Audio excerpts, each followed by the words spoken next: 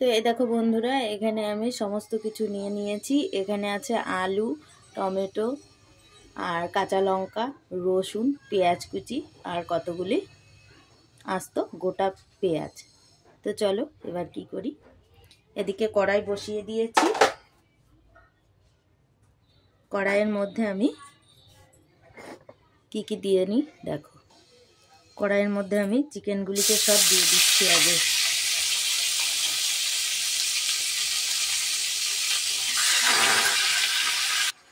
এবার এর মধ্যে আমি এক এক করে সব কিছু দিয়ে দেব। তো আমি কি কি দিচ্ছি, এই যে গোটা টমেটো,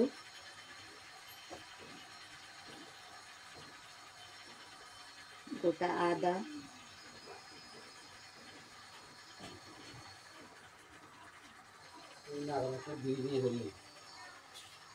রসুন, লঙ্কা সবই একসঙ্গে কিন্তু দিয়ে দিচ্ছি আমি।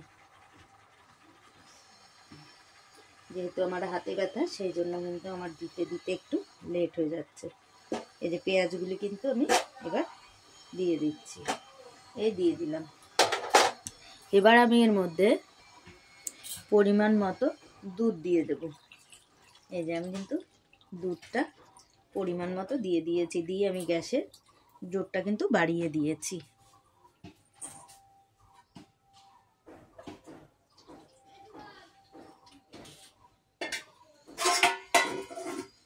যেহেতু আমার চিকেনের পরিমাণটা বেশি সেই জন্য আমার কিন্তু দুধটা একটু বেশিই দিতে হবে। তো আমি সেই জন্য এইটুকু দিয়ে দিলাম। আর সামান্য পরিমাণে এবার সামান্য পরিমাণে লবণ দিয়ে দেব। সামান্য পরিমাণে লবণটা দিয়ে দেবো সেদ্ধ হওয়ার জন্য। সেদ্ধর সময় লবণটা দিলে চিকেনের মধ্যে সুন্দর ঢুকে যাবে, সেই জন্য আমি লবণটা কিন্তু দিয়ে দিয়েছি। এবার আমি এগুলিকে মিশিয়ে ঢাকা দিয়ে দেবো কিছুক্ষণের জন্য।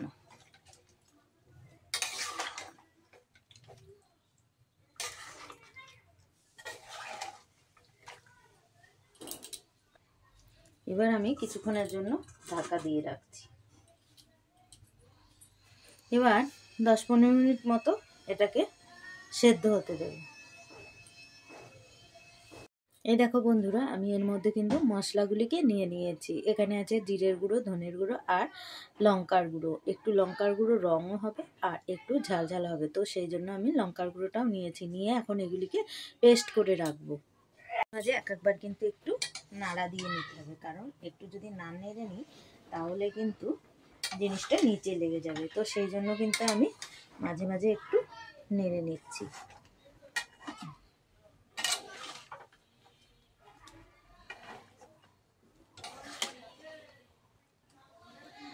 তো আবারও আমি ঢেকে রাখবো। তো এবার আমি আবারও দেখবো এটা হয়ে গেছে নাকি। তো সেই জন্য আমি এই ঢাকনাটা উঠিয়ে দিচ্ছি। এবার কিন্তু হয়ে গেছে আমার। এবার আমি এটাকে নামিয়ে নেব। তো নামিয়ে নিই, পরে আবার আসছি। তো বন্ধুরা, মশলাগুলি যতক্ষণে ঠান্ডা হবে ততক্ষণ পর্যন্ত আমি আলুগুলিকে ভেজে নেব সুন্দর করে। তো আলুগুলিকে আমি ভেজে নিই চলো। তো কড়াইতে আমি তেল দিয়ে দেবো। তো জানো তো বন্ধুরা, এতে তেলও কিন্তু কম লাগে। তো সেই জন্য আগে যতটুকু পরিমাণে দেব ঠিক একই রকম দিয়ে দিচ্ছি আমি তেল। এই যে পরিমাণ মতো কিন্তু তেলটা আমি দিয়ে দিয়েছি। এতটা মাংস তো সে জন্য তাই জন্য এইটুকু দিতেই হবে। তো আমি এইটুকু পরিমাণে দিয়ে দিয়েছি। এবার আমি দিয়ে দেবো এর মধ্যে গোটা জিরে। তো বন্ধুরা, আগে না জিরে দিলাম না দিয়ে আমি এখন আলু কটাকে ভেজে নিচ্ছি। যেহেতু চিকেনে আলু ছাড়া আমাদের ভালো লাগে না, তো সেই জন্য আমি অল্প করে কিছু আলু দিয়ে দিচ্ছি। আলুগুলিকে আমি সুন্দর করে ভেজে নিচ্ছি। সামান্য একটু লবণ দেবো আর সামান্য একটু হলুদ দেবো।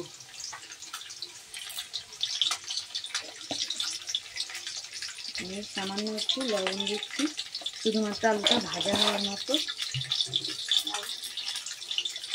সামান্য পরিমাণে একটু হলুদ দিয়ে দিলাম আলুটা ভাজা হওয়ার জন্য। এবার আলুগুলিকে আমি সুন্দর করে ভেজে আবারও আসছি।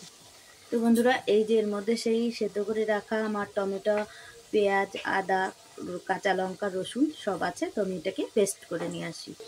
এই দেখো বন্ধুরা আমার আলু, তো বন্ধুরা দেখো আমার আলু কিন্তু ভাজা হয়ে গেছে। এবার আমি আলুগুলিকে নামিয়ে নিচ্ছি। তো চলো নামিয়ে নিয়ে আবারও আসি। এবার দেখো বন্ধুরা এই তেলের মধ্যে আমি কিন্তু জিরে ফোড়ন দিয়ে দিয়েছি, কটা গোটা জিরে দিয়েছি আর কটা তেজপাতা কিন্তু দিয়ে দিয়েছি। আর এই তেলের মধ্যে আমি গোটা দারচিনি ফোড়ন দিয়ে দিয়েছি। দিয়ে এবার কিন্তু আমি পেঁয়াজগুলিকে দিয়ে দেবো। আগে থেকে যে কুচিয়ে রেখেছিলাম পেঁয়াজগুলি, সেগুলি কিন্তু আমি এবার দিয়ে দেবো এর মধ্যে।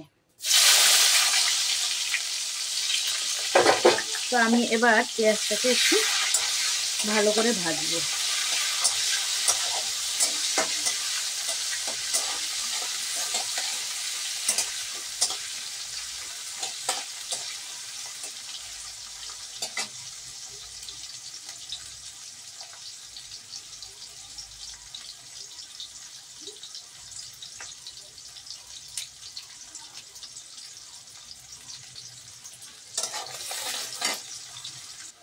তো বন্ধুরা এবার দেখো পেঁয়াজগুলি কিন্তু আমার ভাজা হয়ে গেছে, প্রায় লাল লাল হয়ে গেছে। তো আমি এর মধ্যে এবার দিয়ে দেব সেই পেস্ট, সেদ্ধ করে রাখা পেঁয়াজ রসুনের পেস্টটা। তো আমি সেটাকে দিয়ে দিচ্ছি।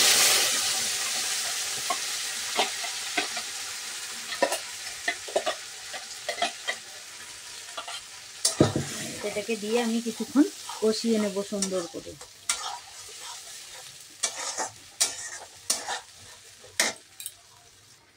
এরপর এর মধ্যে আমি এক এক করে লবণ, হলুদ দিয়ে দেব।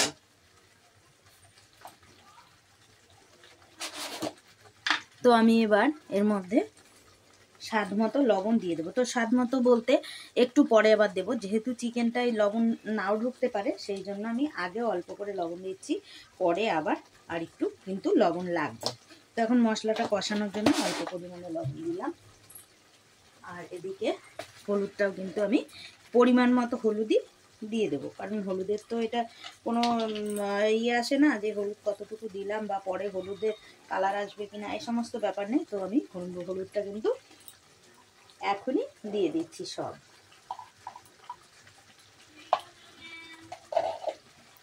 তো হলুদটা আমার দেওয়া হয়ে গেছে। এবার আমি আবারও সুন্দর করে মশলাটাকে কষিয়ে নেব। লবণ হলুদ দেওয়া হয়েছে, সেই জন্য আমি কিন্তু মশলাটাকে আবার সুন্দর করে কষিয়ে নিচ্ছি।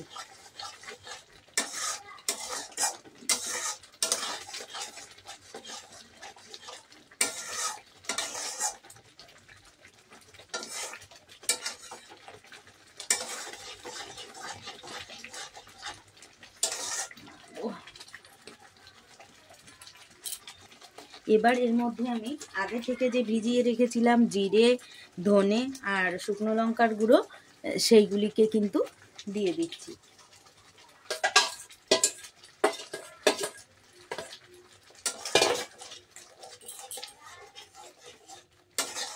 তো এবার আমি মশলাটাকে সুন্দর করে কষিয়ে নেব। যখন দেখব মশলা থেকে তেল ছাড়ছে, তখন কিন্তু আমি চিকেনগুলিকে দিয়ে দেব। তো ততক্ষণ হতে থাকুক। এবার আমার মশলাটা কিন্তু প্রায় কষানো হয়ে গেছে। এবার আমি এর মধ্যে চিকেনগুলিকে দিয়ে সুন্দর করে কষিয়ে নেব। চলো,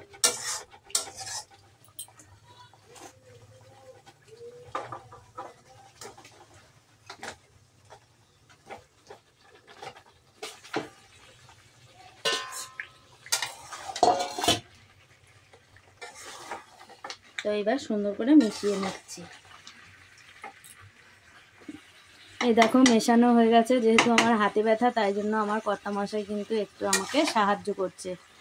এই দেখো উনি নেড়ে দিচ্ছে, মেশানো হয়ে গেছে। এবার আস্তে আস্তে কষিয়ে নেব। খুব বেশি সময়ও কষানো লাগবে না, যেহেতু আমার চিকেনটা সেদ্ধ করা আছে, তো সেই জন্য। তো বন্ধুরা তখন আমি অল্প পরিমাণে লবণ দিয়েছিলাম, এখন আমি যেহেতু চিকেনটা দিয়ে দিয়েছি, তো সেই জন্য আর একটু লবণ দিয়ে দেব। এইবার চিকেনের মধ্যে ঢুকবে কিন্তু লবণটা। তো এবার মিশিয়ে নিই।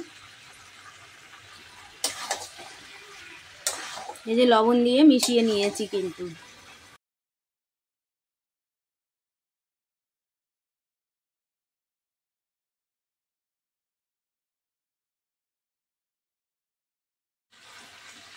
তাও চলে। এবার আলুগুলিকে দিয়ে রেখে দিচ্ছি, দিয়ে আবার কিছুক্ষণ কষিয়ে নেব।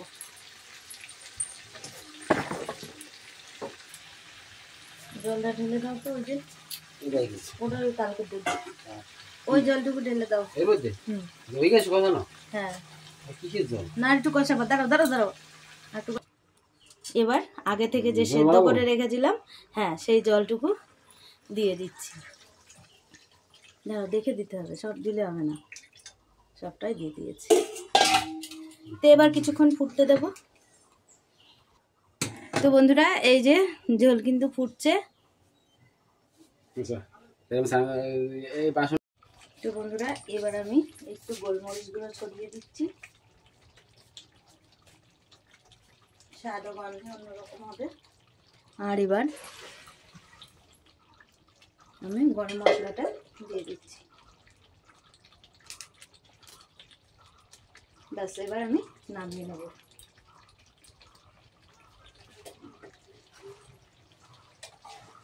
এবার এভাবে মিশিয়ে নেব।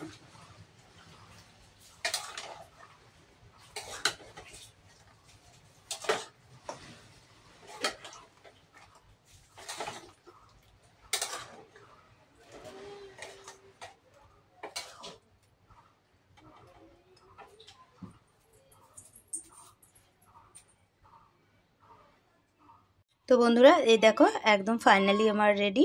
তো কেমন হয়েছে দেখতে আর খেতে কেমন হয়েছে সেটা তোমরা না করে খেয়ে দেখলে বুঝতে পারবে না। তো খেয়ে দেখো, আশা করি খুব ভালো লাগবে। এভাবে করে খেয়ে দেখো একবার। তো যদি তোমাদের ভিডিওটা ভালো লেগে থাকে তাহলে লাইক কমেন্ট শেয়ার করে দিও, চ্যানেলটি সাবস্ক্রাইব করে দিও, পাশে থাকা বেল বাটনটি বাজিয়ে দিও আমার সকল নতুন ভিডিওর আপডেট পাওয়ার জন্য। ততক্ষণ সবাই ভালো থেকো, সুস্থ থেকো, দেখা হচ্ছে নতুন কোনো রেসিপির সঙ্গে।